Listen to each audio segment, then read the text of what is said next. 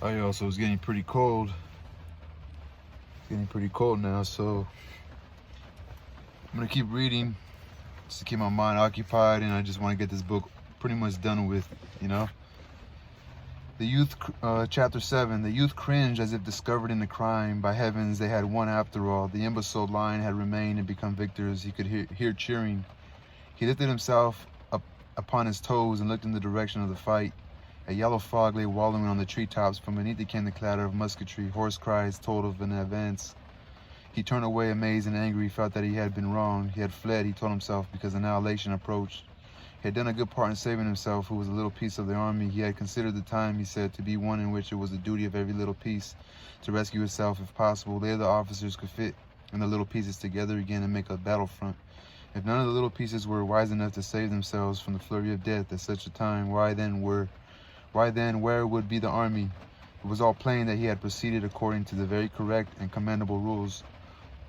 His actions had been sagacious, S-A-G-A-C-I-O-U-S, sagacious. His actions had been sagacious things.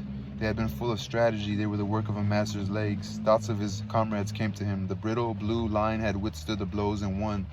He grew bitter over it. It seemed that the blind ignorance and stupidity of those little pieces had betrayed him. He had been overturned and crushed by their lack of sense in holding the position, when intelligent deliberation would have convinced him that it was impossible. He, the enlightened man who looks afar in the dark, had fled because of his superior perceptions and knowledge. He felt a great anger against his comrades. He knew it could be proved that they had been fools. He wondered what they would remark when later he appeared in camp. His mind heard howls of derision. Their density would not enable them to understand his sharper point of view. He began to pity himself acutely. He was ill-used. He was trodden beneath the feet of an iron injustice. He had proceeded with wisdom and from the most righteous motives under heaven's blue, only to be frustrated by hateful circumstances. A dull, animal-like rebellion against his fellows wore an abstract, and fate grew within him. He shambled along with a bowed head, his brain in a tumult of agony and despair. When he looked loweringly up, quivering at each sound, his eyes had the expression of those of a criminal who thinks his guilt little and his punishment great, and knows that he can find no words. He went from the fields into the thick woods as if resolved to bury himself. He wished to get out of hearing of the crackling shots which were to him like voices. The ground was cluttered with vines and bushes, and the trees grew close and spread out like bouquets. He was obliged to force his way with much noise. The creepers catching against his legs cried out harshly as their sprays were torn from the barks of trees. The wishing saplings tried to make known his presence to the world. He could not conciliate the forest as he made his way. It was always calling out protestations.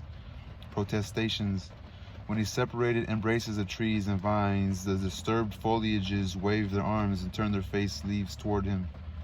He dreaded lest these noisy motions and cries should bring men to look at him, so he went far, seeking dark and intricate places. After a time, the sound of musketry grew faint, and the cannon boomed in the distance. The sun, suddenly apparent, blazed among the trees. The insects were making rhythmical noises. They seemed to be grinding their teeth in unison. A woodpecker stuck his impudent head around the side of a tree. A bird flew on a light-hearted wing. Off was the rumble of death. It seemed now that nature had no ears. This landscape gave him assurance, a fair field holding life. It was a religion of peace. It would die if its timid eyes were compelled to see blood. He conceived nature to be a woman with deep aversion to tragedy.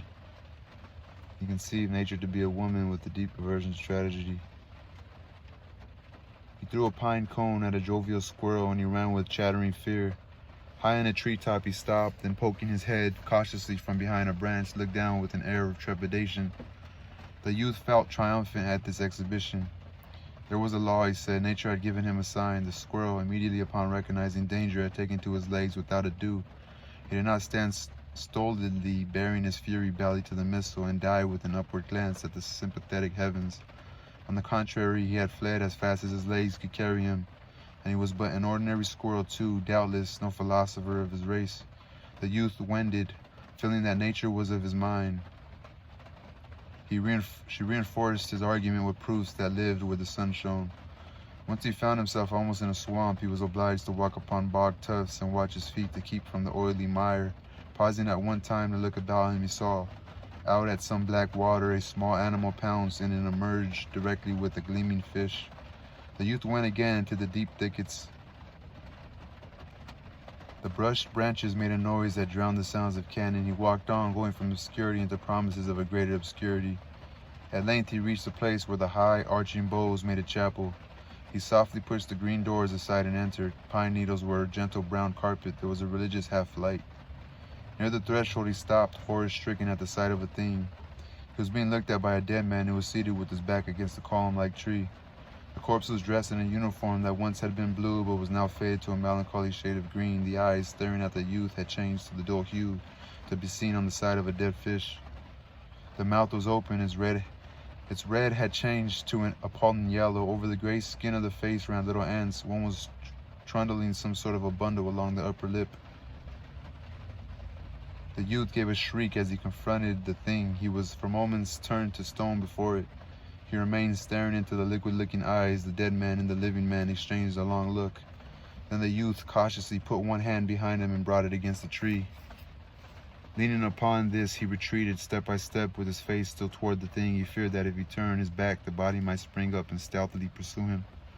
The branches pushing against him threatened to throw him over upon it. His unguided feet too caught aggravatingly in the brambles, and with it all he received a subtle suggestion to touch the corpse. As he thought of his hand upon it, he shuddered profoundly. At last he burst the bonds which had fastened him to the spot and fled, unheeding the underbrush.